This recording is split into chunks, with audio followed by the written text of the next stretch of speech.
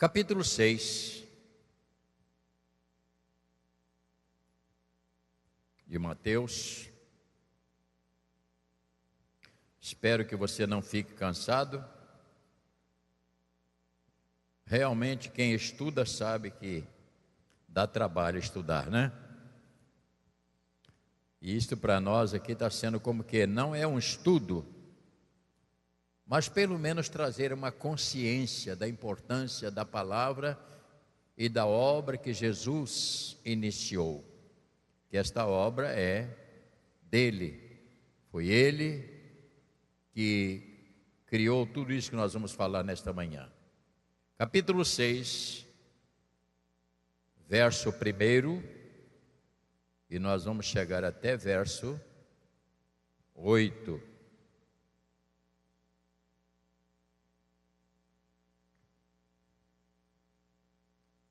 Acompanhe a leitura.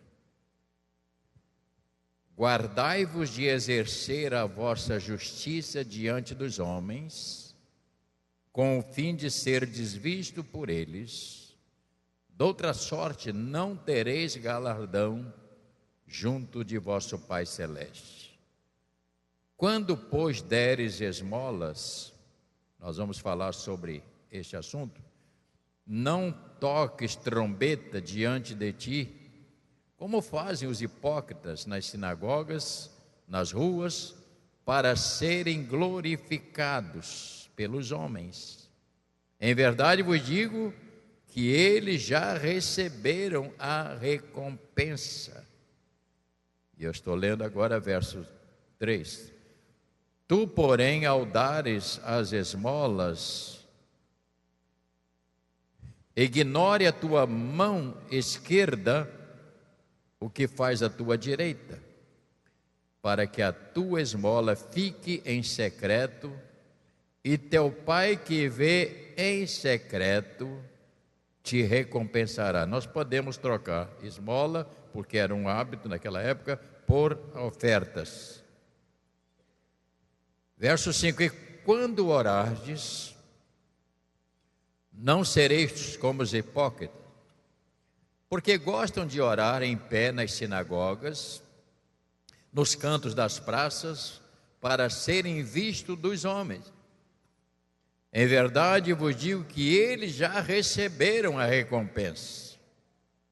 Tu, porém, quando orares, entra no teu quarto, e fechada a porta, orarás a teu Pai que está em secreto, e teu Pai que vê em secreto te recompensará.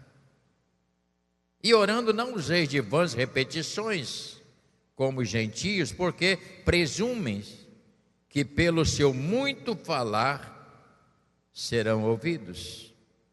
Não vos assemelheis, pois, a eles, porque Deus, o vosso Pai, sabe o que tendes necessidades antes que lhes os peçais.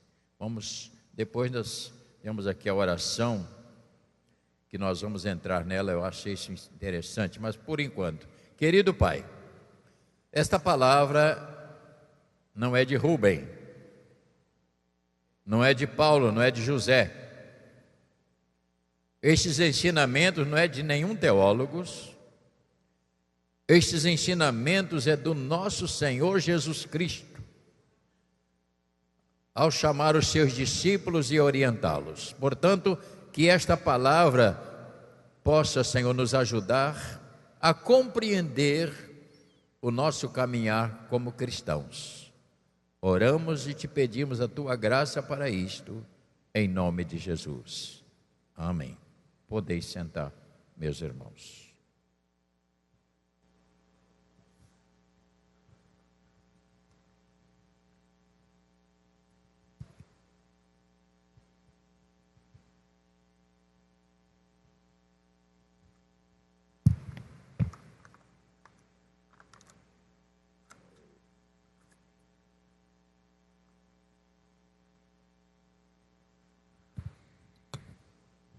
Ao iniciar o culto, eu dei uma olhada para aqui, eu vi nosso irmão Amaro e Selma, né? E a gente fica feliz de vê-los, né? Glórias a Deus. Deus abençoe, irmão. Ajuda a vencer essa barreira aí. Em nome do Senhor. Só para o irmão saber que eu estou. Presta atenção em tudo. A porta do dar e a porta da oração. E eu estou trabalhando com um gráfico sobre este aspecto desta igreja enorme, com muitas portas, com os seus nomes. E é interessante que esta porta da oração é a última e pequena lá num canto. Por que ela está lá no canto? Porque nem todos gostam de oração.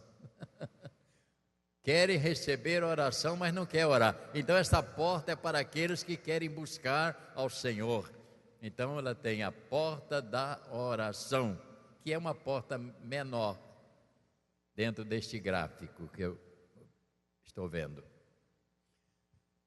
Eu só posso entender este assunto tendo em mente que Jesus estava criando a base da igreja e estas instruções foi dada aos discípulos que iriam desbravar as selvas do pecado, pregando o reino de Deus, deixando também este material tão rico para nós, os crentes, em todas as épocas.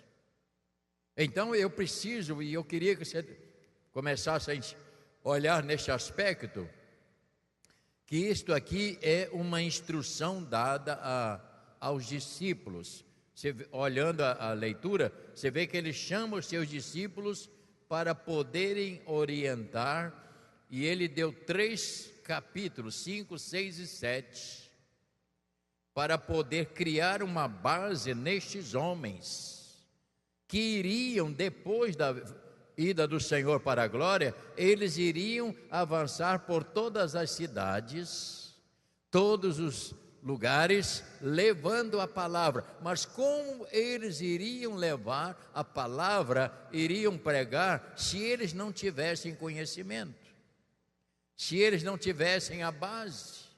Então eu gostaria que você desse uma olhada, que é isso que está escrito aí.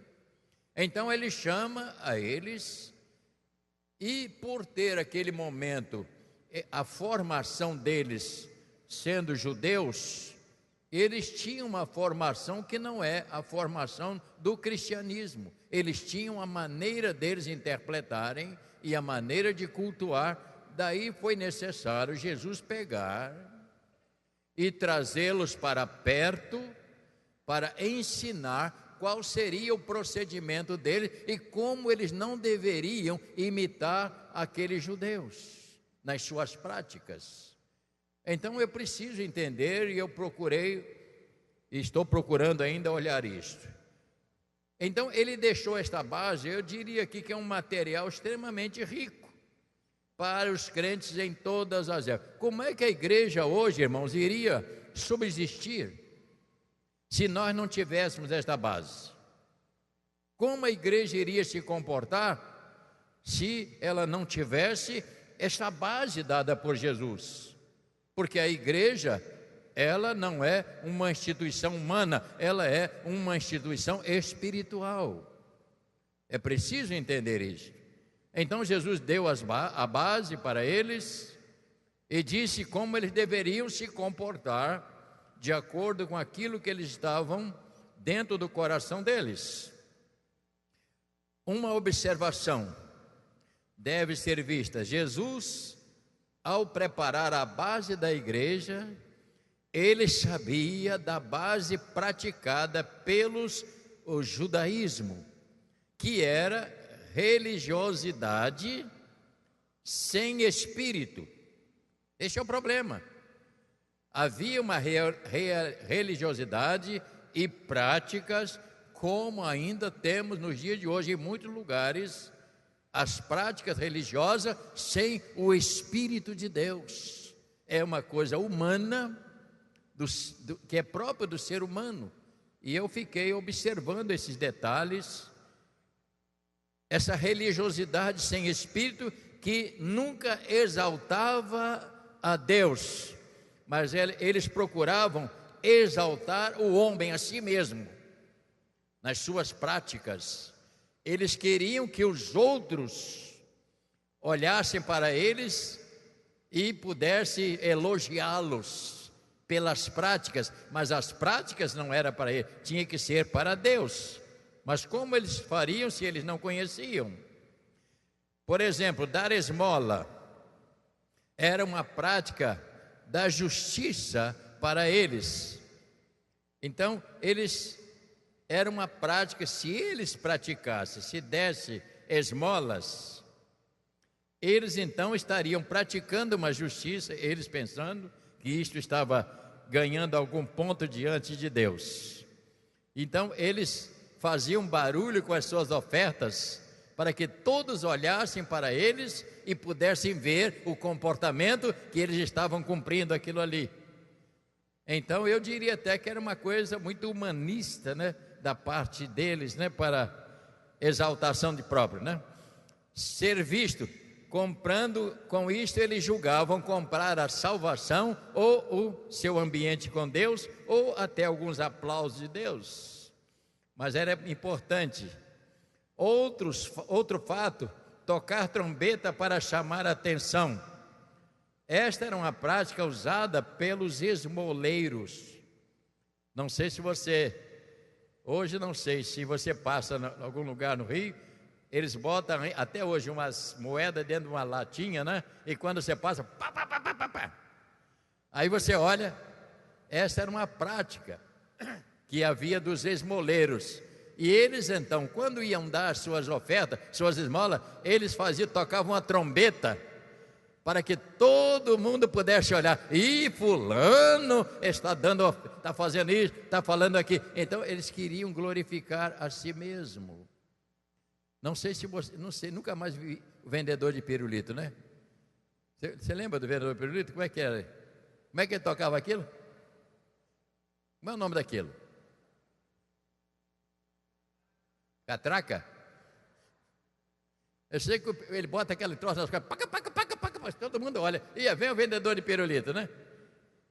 Era uma maneira, então, eles usavam esses princípios para chamar a atenção. E Jesus então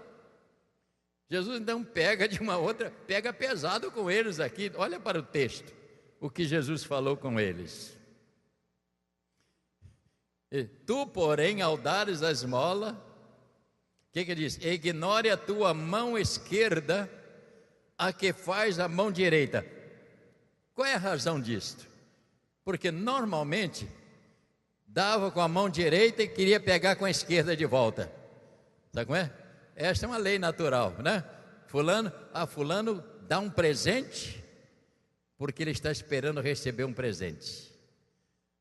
Se você der um presente a alguém que está aniversariando, você fica assim, quando é meu aniversário também vai dar. E se ele não der?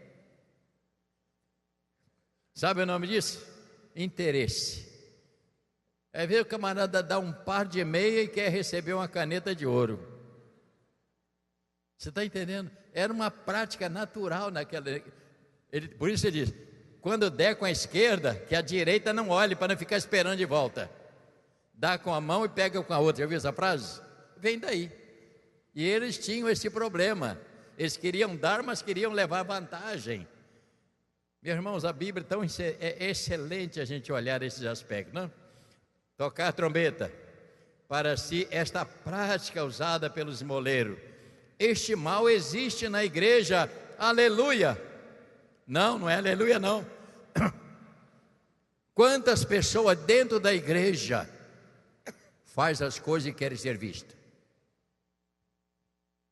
Você está entendendo? Há pessoas que fazem as coisas e fica pensando que quer que os outros olhem o que ele está fazendo. Nós não podemos cair nesse farisaísmo, nessa hipocrisia. Nós não podemos cair nisso. Nós não podemos cair. Ouça o que eu estou dizendo esta manhã, porque isto é muito sério. A gente quer fazer as coisas. Pregador de hoje, ele quer pregar, ele não está nem aí que Deus seja glorificado. Ele quer é que as pessoas o aplaudam. Ele tira a glória de Deus para si. E está cheio disso aí fora. Você pode procurar que está cheio de gente que quer chamar atenção para si. E quando você faz alguma coisa, você deve fazer, deve dar, mas que só Deus saiba o que você está fazendo. Que você não caia nessa armadilha perigosa do diabo, que é uma coisa muito grave. Por exemplo, o que a igreja hoje faz? Dá roupa velha, quilo, e isto dizendo que é boas obras. E você sabe que as igrejas fazem isto. Não estou dizendo em detalhes, mas há aquela coisa: se eu der 1 quilo de alimento, se eu der 1 quilo de macarrão, se eu fizer isto, eu estou fazendo uma boa obra, e por esta boa obra Deus tem que me salvar. Deus não salva ninguém pelo quilo. Deus não salva ninguém pelo que você dá. Ele salva pelo sangue de Jesus. Isto é uma consequência. Isso é consequência. Mas nós não podemos cair nesta armadilha.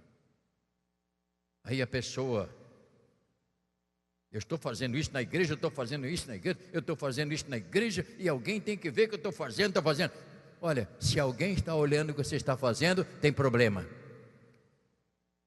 Eu e você temos que fazer para Deus. Não é para receber glória, nem tapinha nas costas. Isto é muito perigoso, meus irmãos, a gente cair nessa armadilha. Quando nós fazemos para Deus, fazemos para o Senhor. A honra e a glória, o louvor seja sempre de Deus. Jamais podemos trazer para nós. Portanto, dar roupa, essas coisas. Pregadores que chamam a atenção para si.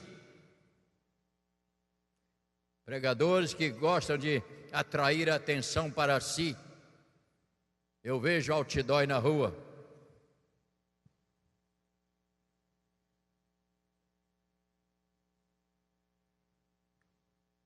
Vem aqui hoje para você ver o grande homem.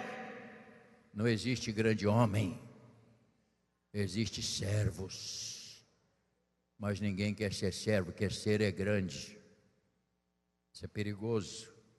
Então esta palavra não é para aquele período. Esta palavra é para hoje. Para nos alinharmos, para nos disciplinar, para nos mostrar: eu vou tocar piano aqui, eu quero que todo mundo veja. De vez em quando dá uma olhadinha de falsado, para ver se alguém bate palma. Já tive pianista aqui que ele disse só tocava para os outros ver. Não, eu queria ser visto. Pior que ser vergonha é feio. Você está entendendo? Chamar atenção para si. Que tem os melhores dedos ali, que tem o melhor sopro aqui, que tem o melhor toque no violão. Para ele. Não podemos tirar a glória de Deus. A glória é dele. E a hora que nós começamos a entrar neste caminho, nossa vida cai. E aqui o Senhor disse muito sobre hipocrisia. E Ele está dizendo sobre estes aspectos. Quando, pois, der esmola, não toqueis trombeta diante de ti, como fazem os hipócritas nas sinagogas, porque cada um deles quer ser visto. Eu estive lendo uma frase interessante que eu achei. Um rabino, no 2º século depois de Cristo, disse: existe 10 porções de hipocrisia no mundo. 9 delas estão em Jerusalém. Um próprio rabino, ele falou esse aspecto. Eu achei interessante, né? Ele reconhecer que lá existia uma hipocrisia. Eu quero, irmãos, espero que esta palavra nos ajude a entender mais. É preciso saber que Jesus não proíbe dar. Ouça bem, Jesus não está proibindo ninguém dar. Eu recebo, às vezes, ofertas que as pessoas me dão para determinados fins, que nem ninguém sabe que estão dando. Por quê? Porque a glória é dele. Se a pessoa der para todo mundo ver, ele está dividindo a glória com Deus. E ele não pode dividir. Então, olha para mim, Jesus não proibiu dar. Se você tem roupas que você não está usando mais, eu acho que é legal ir lá no guarda-roupa, pegar aquela roupa que você, quando tinha 20 anos menos do que tem agora, e metade do corpo que tem hoje. Não venha com essa, eu vou esperar emagrecer para vestir esse vestido. Sabe quando vai acontecer isso?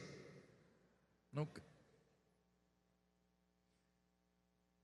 Eu estou guardando esse terno eu tenho um xodó com esse terno, eu não visto mais porque fica muito apertado, fica assim, ó.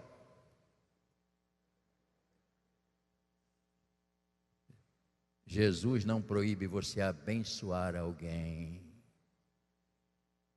Jesus não proíbe. Se você sentir no coração, ver uma pessoa que você está vendo que está com necessidade, e Deus tocar no seu coração, bote no envelope e vai discretamente, nem bota o nome, e abençoe. Deus tem que tocar no coração. Isso ajuda, porque aqui dentro é o sentimento da gente. Então diga para quem está ao seu lado: Jesus não proíbe dar. O que Jesus está falando, não tente trocar a trombeta para você. A glória pertence a Ele. A glória pertence ao Senhor.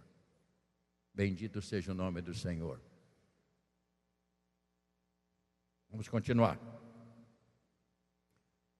Olhando com base nestes princípios, vemos como Jesus teve trabalho para ensinar os discípulos que tinham esta formação e agora iriam pregar sobre o reino de Deus. Como que eles iriam pregar se eles não tivessem esta base dada por Jesus? Jamais eles conseguiriam fazer aquilo que o Senhor queria, porque eles tinham que esvaziar daqueles princípios dele. A igreja é a mesma coisa hoje. Uma pessoa chega aqui para a igreja, ela se converte ao Senhor vindo de uma outra fonte, independentemente, ela tem uma dificuldade na prática, né? Tem gente que chega aqui na porta da igreja e faz assim, ó.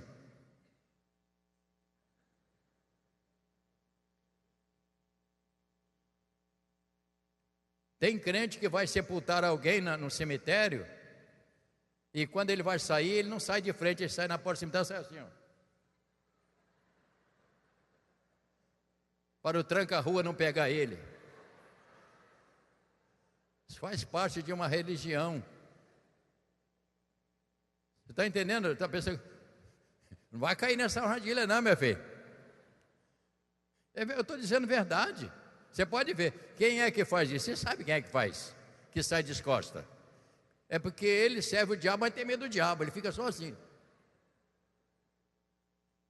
É uma prática que as pessoas às vezes vêm se converter na igreja e continuam na mesma coisa, até ele aprender. Por isso nós temos escola bíblica, temos o CETEB, temos o CIAB e tantas outras áreas de ensino. Para quê? Para que a pessoa aprenda. Nós precisamos ensinar aqueles que não sabem. Agora, você não pode obrigar que aquela pessoa que vem de uma outra denominação, de uma outra religião, ela chegue aqui e ela comece a ser igual a gente. Ela não é, ela vai continuar fazendo algumas coisas. Por quê? Porque aquilo está enraizado dentro do seu ser. Foi o que Jesus fez. Jesus teve que tirar de dentro deles todos aqueles princípios que eles tinham do judaísmo para poder se abrirem, para poder pregar o Evangelho. Isso é muito importante, meus irmãos. Jesus agora dá uma aula sobre oração. Creio eu que esta porta é de grande valor pelo conteúdo. Verso 5. E aqui nós temos um problema que nós precisamos, como igreja, aprender. Quando orares,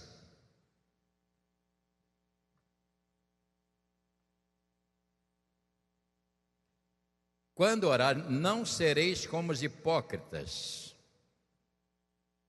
porque gostam de orar em pé, nas sinagogas, nos cantos das praças. Para quê? Para serem vistos dos homens. Em verdade, digo que eles já receberam a recompensa. Isso é um perigo. Isso pode ser uma arma para nos atingir. É quando a gente pensa, eu e qualquer pessoa que começa a orar, e ele pensa que tem que levantar a voz, todo mundo tem que olhar para ele na oração dele. Oh Deus, aleluia, oh glória,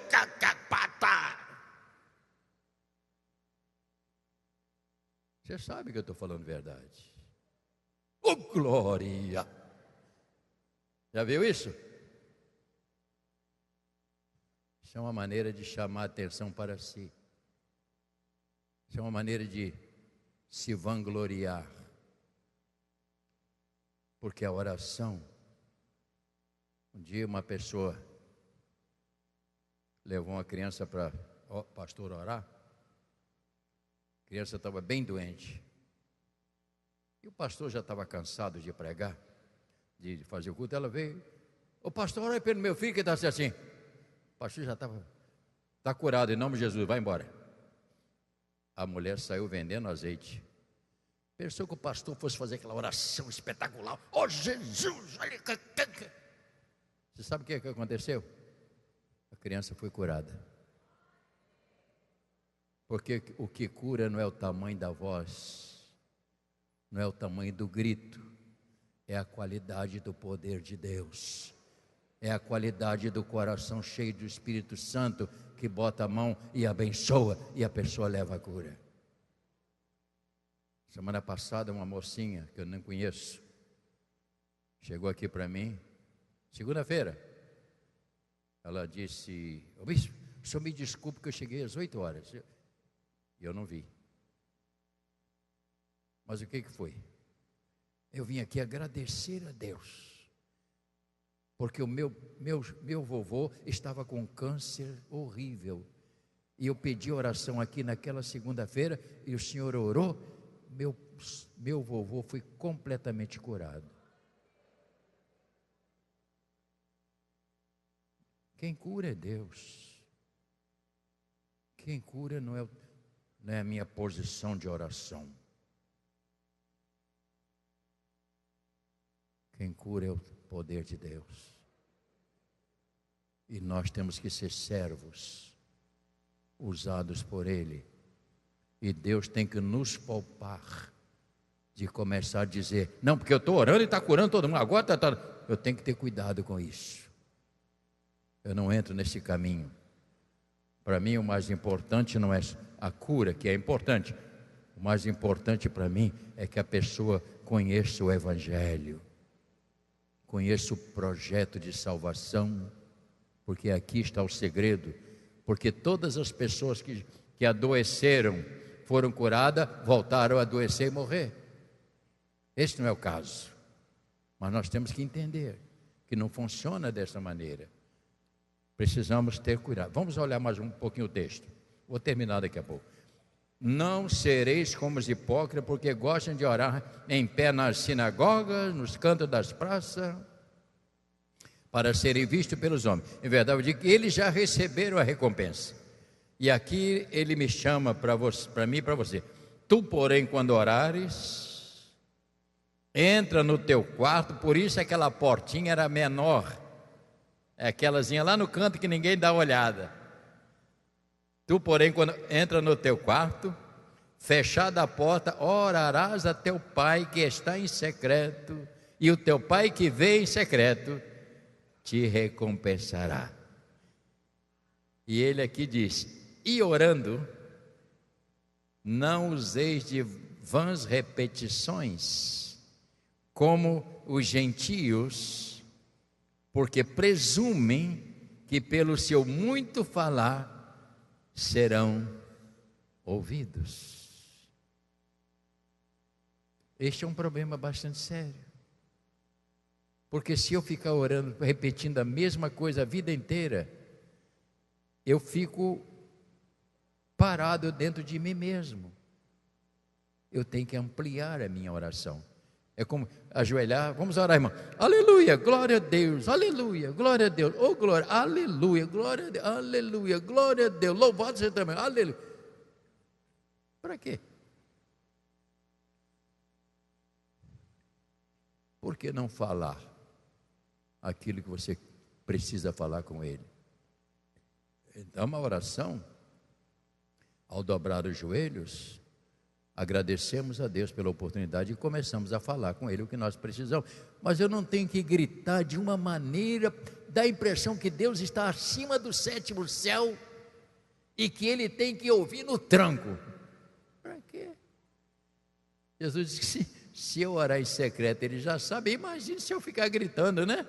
Ele vai dizer: para que esse camarada está perdendo tempo gritando de toda maneira? Isso é sério.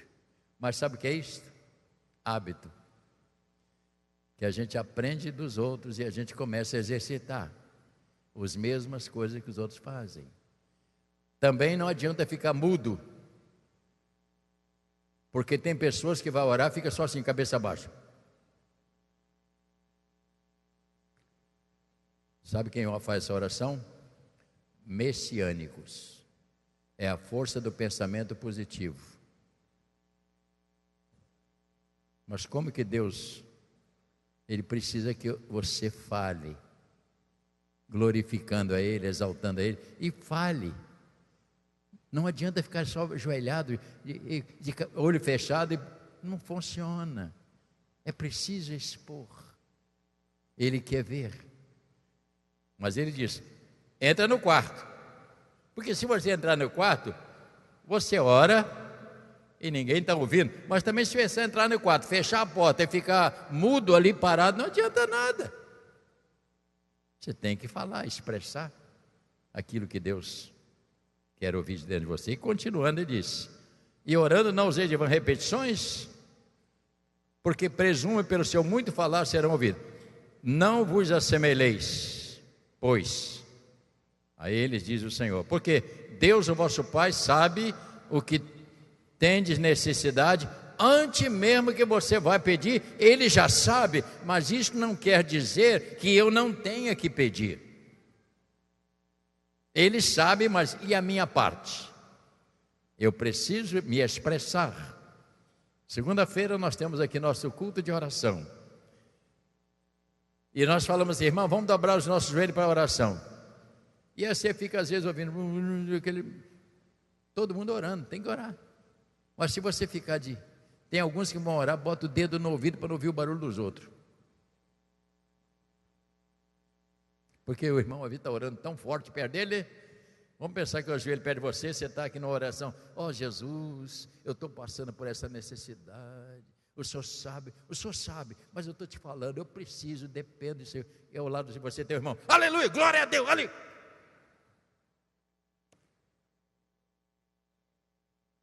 Você vai sair correndo, não vai? Por quê? Porque perturba a oração do outro. Mas isso também não dá o direito de você ficar mudo sem falar uma palavra, né? Não useis, diz ele. Jesus chama, portanto, capítulo 4, verso 23. Dá uma olhadinha aí, nós vamos terminar já, tenha paciência, vamos embora. Capítulo 4, verso 23. Percorria Jesus toda a Galileia, ensinando, pregando o evangelho do reino, curando a toda sorte de doenças e enfermidades. entre o povo. E a sua fama correu por toda a Síria. Trouxeram-lhes então todos os doentes, acometidos de várias enfermidades tormentos e endemoniados, lunático, paralítico, e ele os curou. E da Galileia, de Decápolis, Jerusalém, Judeia e da além do Jordão, numerosa multidão o seguiam. Não por causa das curas, mas por causa do poder. Eles seguiam por causa do poder que Jesus tinha. Portanto, Jesus chama atenção para ter o cuidado com ostentação, pois a oração não é para os outros, é para si, é para Deus. É você e Deus. O orgulho e a hipocrisia está à porta. A hipocrisia, ela vem e bate à nossa porta quando você se descuida desses princípios. Portanto, ele não está proibindo a oração. Ele está ensinando este caminho que produz uma vida vitoriosa. Espírito Santo, não ouvir o final que eu estou dando. Ele está ensinando este caminho que produz uma vida vitoriosa. E vitoriosa não é ter isso ou ter aquilo. Vitoriosa é uma vida espiritual profunda em comunhão com Ele, que gera autoridade na pessoa. Que Deus te abençoe. Que o Senhor ilumine seu coração. Que o Senhor ilumine a sua alma. E que você saia daqui nesta manhã dizendo para você mesmo: eu preciso buscar mais o Senhor, eu preciso depender mais do Senhor. Vamos ficar de pé, meus irmãos.